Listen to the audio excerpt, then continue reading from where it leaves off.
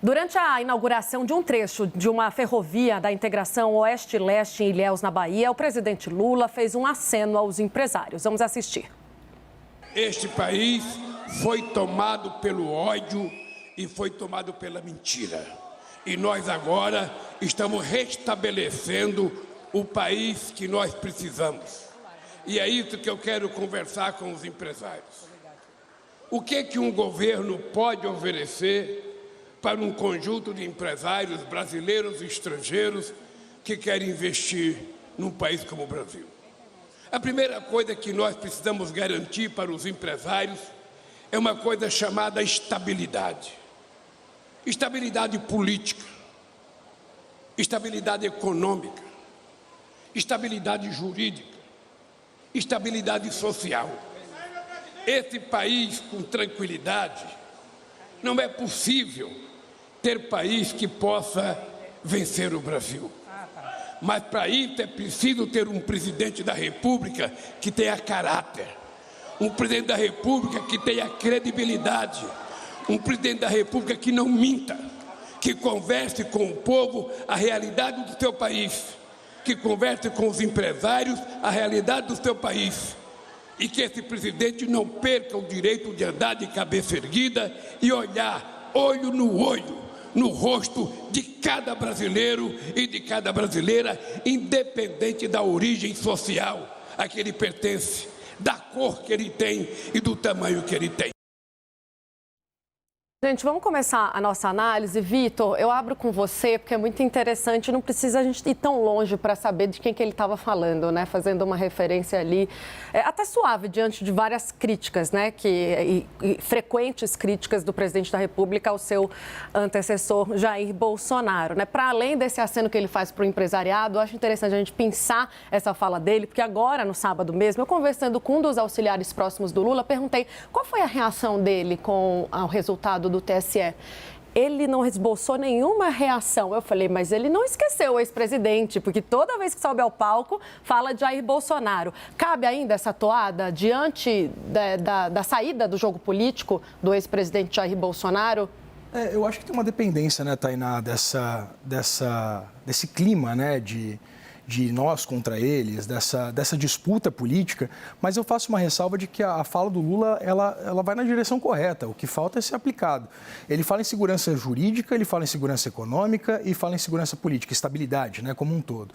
Estabilidade política, a gente vê que o governo tem tido uma dificuldade muito grande de mobilizar a base para aprovar projetos que são importantes no Congresso Nacional, principalmente o novo arcabouço fiscal e a reforma tributária, que, né, vão ser colocados em pauta pelo presidente da Câmara, Arthur Lira, essa semana. Ele fala de estabilidade jurídica e a gente viu o governo trazer, né, tentar revisar e colocar em discussão medidas que foram aprovadas tanto no governo Temer quanto no governo Bolsonaro. Também rediscutir a autonomia do Banco Central, colocar em xeque a estabilidade do país, que é proposta exatamente pela autarquia. E a gente fala também em estabilidade econômica, que aí sim o governo ele vai na direção correta, apesar dessas falas do presidente, porque, em paralelo, enquanto o governo propõe medidas de extrema importância para a economia do país, por outro lado, o próprio presidente e algumas alas do PT causam essa estabilidade ao colocar em xeque, por exemplo, a atuação do Banco Central ou, enfim, tentar rediscutir esses ditames da política monetária. Então, o discurso vai na direção correta, né? Apesar desses acenos e dessa indicação clara de que ele faz esses ataques, né, direcionados de uma forma meio paralela ali ao ex-presidente Jair Bolsonaro, o presidente ele fala na direção correta, mas falta agir na direção correta, ele pessoalmente, né? E aí, Janaína, concorda com a colocação do Vitor quando ele traz esse apontamento de outros posicionamentos recorrentes e anteriores do presidente Lula que colocam em xeque o que ele se propõe a fazer? Sim, primeiro, bem-vinda. Obrigada. Muito feliz de te encontrar aqui. Concordo, realmente, são muitas iniciativas do próprio presidente que geram essa instabilidade que prejudica o país, prejudica o empresariado, prejudica a potencialidade da chegada de mais investimentos e mais investidores. Por outro lado, quando ele lista ali as qualidades, né, do presidente que o Brasil precisa ter para seguir adiante, eu ouso dizer, né, sem querer desrespeitá-lo, que nós ainda estamos à procura, né, desse quadro. Infelizmente, como brasileira, eu digo, até hoje, né, o Brasil ainda não conseguiu encontrar a figura com estas qualidades que foram tão bem apontadas pelo presidente Lula. Não as vejo nele, não as via no ex-presidente, né? Entendo que ainda estejamos carentes. E com relação a essa insistência do presidente em antagonizar com o ex-presidente Bolsonaro, já antes entendia que era algo ruim para o país e para o governo dele também, né? Porque na medida em que ele foi eleito, chegou a hora de pelo menos tentar descer do palanque, tentar parar de olhar para trás, né? Olhar adiante, construir. E agora, depois dessa decisão do TSE, com a qual, já disse e repito, não concordo, mas ela está prolatada, mais ainda deve o presidente, né, buscar olhar para frente, porque ele não terá mais Bolsonaro como opositor em 2026. Eu não vejo assim potencialidade de rever, sabe, de derrubar essa decisão. Então não será Bolsonaro. Se não será Bolsonaro, se esse quadro ainda está em construção, seria mesmo melhor para o país e para o próprio governo do presidente ele deixar esse discurso. Ele acabou ficando ultrapassado e mais ainda depois da decisão do TSE na semana passada. Fábio, quero chegar em você também, tudo bem? Boa noite, bem-vindo novamente.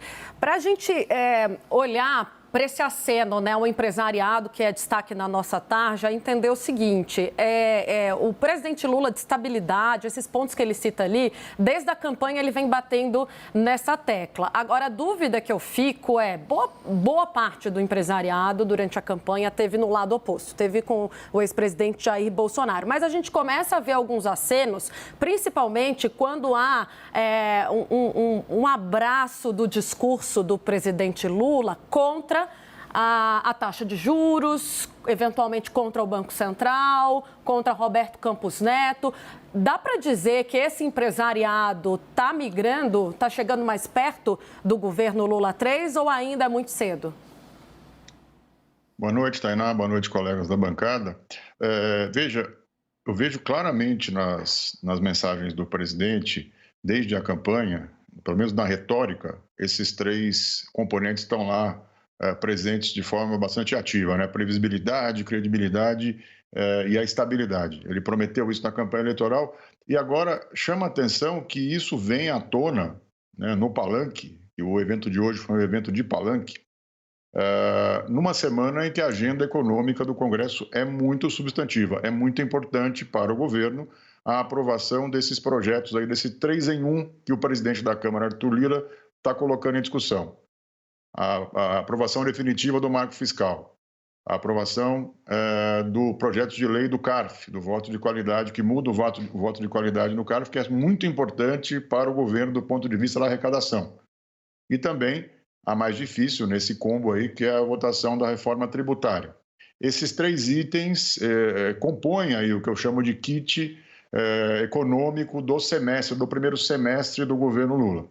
Nesse momento em que essas medidas elas dialogam com os interesses do mercado financeiro, o mercado está de olho na aprovação do marco fiscal. Uma parte importante do empresariado, principalmente as indústrias, que compõem ali um núcleo importante de apoio ao presidente Lula hoje, né? As entidades ligadas à indústria defendem a reforma tributária, inclusive faz uma campanha ostensiva para ela. Os investidores internacionais, que também integram aí esse colchão econômico de sustentabilidade para o governo, né, se podemos dizer assim, estão de olho na aprovação dessas medidas econômicas, porque elas mostram se o governo está forte ou está fraco para implementar a sua agenda nos próximos 3 anos e meio, na verdade. O primeiro semestre já acabou. Então, esses três atores, digamos assim, o mercado, o empresariado, sobretudo a indústria e os investidores internacionais, estão muito atentos às falas do presidente. E quando ele vem a público para dizer que pregar a estabilidade de novo, dizer que seu governo será previsível do ponto de vista da segurança jurídica, ele está tentando construir de novo uma aproximação com segmentos importantes da economia que, como você mencionou, não estiveram na campanha de Lula, né? Nem o empresariado, nem o mercado financeiro e talvez os investidores internacionais também estivessem integrados na pauta que era a vitória de Lula em 2022. Mas é bom lembrar, Tainá, que em 2003 também, no primeiro ano do primeiro mandato de Lula, também não havia um apoio robusto do empresariado e do mercado financeiro ao então presidente recém-eleito. E demorou um tempo para Lula, ali naquela época com o Palocci, com o Henrique Meirelles, no Banco Central, aquela construção que foi feita, conquistar o apoio desses segmentos que foram importantes para que o presidente chegasse ali no final do seu segundo mandato com uma aprovação popular muito alta. Né? Por que eu digo isso? Porque, no fundo, Tainá, apesar de parte importante desses segmentos terem feito campanha para Bolsonaro em 2022, no fundo, as empresas, os negócios no Brasil são altamente regulados pela União. As empresas dependem das contas públicas, do desempenho das contas públicas, e acho que não tem ninguém torcendo a essa altura do campeonato, e principalmente depois que aconteceu sexta-feira no TSE, eu acho que mesmo o empresariado que estava mais integrado à agenda de Bolsonaro começa a olhar com mais pragmatismo para a agenda do país. Então, eu entendo que tem um aceno dos dois lados, tá? O presidente Lula dá uma piscada aqui e, do outro lado, esses setores mais poderosos da economia também começam a olhar para os seus negócios, para a vida prática de cada um desses setores. Então, eu vejo como uma espécie de tentativa do presidente de virar a chave. A eleição, de fato, ficou para trás, o ex-presidente está inelegível, ou seja, não vai disputar a eleição em 26. Se vocês apoiaram, acho que a mensagem que ele passa para o empresariado é a seguinte: se vocês apoiaram Bolsonaro, agora ele nem candidato em 26 poderá ser. Então, me ajudem a fazer uma agenda que vai ser boa para a economia do país. Eu percebo que existe no governo, tá? E é bom a gente mencionar que nos ministros do Palácio do Planalto tem essa vibe, eu diria, né? Esse mantra hoje que é juntar os cacos da eleição, dessa polarização, para tentar construir uma agenda econômica que leve o atual governo a uma aprovação popular mais alta e uma sinalização de que a economia indo bem, o discurso ideológico vai perdendo um pouco da vitalidade. Fábio, obrigada. Deixa eu trazer novamente para o estúdio o doutor Armando para ouvi-lo também em relação a essa fala do presidente Lula, né? Fábio estava falando e eu estava aqui pensando como garantir na prática esses 3 pontos, que foi o grande mantra da campanha do presidente Lula: credibilidade, previsibilidade e estabilidade. Ele passou a campanha inteira batendo nessa tecla. Como garantir na prática aos empresários para quem ele fala que isso vai acontecer na gestão Lula 3? Tainá, muito obrigado pelo convite. Quero cumprimentar aqui os colegas de bancada e todos os telespectadores. Em primeiro lugar, eu observo que o Lula tem o Jair Bolsonaro ainda como uma pedra no sapato, como um fantasma, desculpe a expressão, mas um fantasma em vida. Ele fala tanto.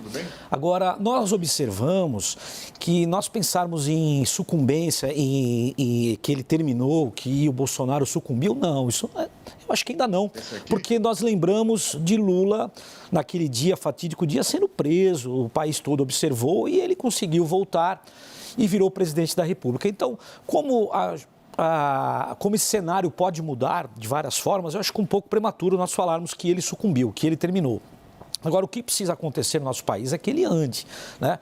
Nós precisamos diminuir juros, nós estamos observando a indústria de automóveis praticamente parando, dando férias coletivas. Por quê?